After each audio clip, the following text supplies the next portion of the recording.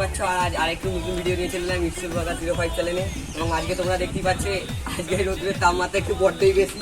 এই ছাদে আমার পাপা দাঁড়াতে পারছে না, আমার পাপা এবারে কাঁপছে গরমে। এবং আজকে আমরা এই প্যান্টির মধ্যে ডিম ভাজা করতে চলেছি এই গরমের মধ্যে। তাই তোমরা দেখতেই পাচ্ছ এই গরমের মধ্যে আমরা এই ডিমটিকে ভেঙে আজকে আমরা এই গরমের মধ্যে এটিকে ডিম ভাজা করতে চলেছি।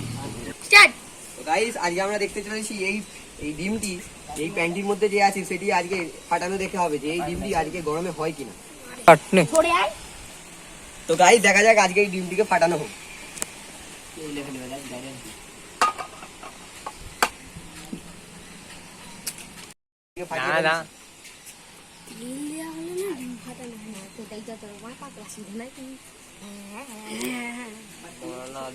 তো গাইস তেলটা দেওয়া হোক। তো তেল ঢেলে নিয়েছি আমরা। যা রোদ্রের তাপ মনে হয় তো ডিম ভাজা হয়েই যাবে।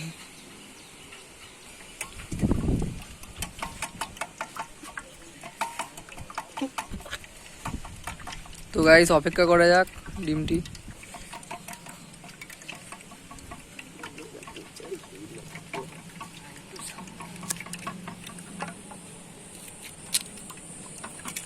দেখতেই পাচ্ছ গাইস আস্তে আস্তে যেন ভাজা হয়ে যাচ্ছে। তো গাইস আমরা এখন এই ডিমটিকে ভেজে ফেলেছি, ডিমটি এখন প্যানের মধ্যে রাখা আছে। চলো কিছুক্ষণের জন্য আমরা একটু ব্রেক নিয়ে নিই। 2000 years later. আরে এটা কি করে সম্ভব? গাইস তোমরা দেখতেই পাচ্ছ আমরা এই রোদ্দুরের মধ্যে এই ডিমটি ভাজা হয়ে গেছে, আপনারা নিজের চোখেই দেখতে পাচ্ছেন। গাইস আমাদের ডিম ভাজা কমপ্লিট, এবার এটি খাওয়ার পালা। স্টার্ট। তো গাইস এটি এবার টেস্ট করা যাক।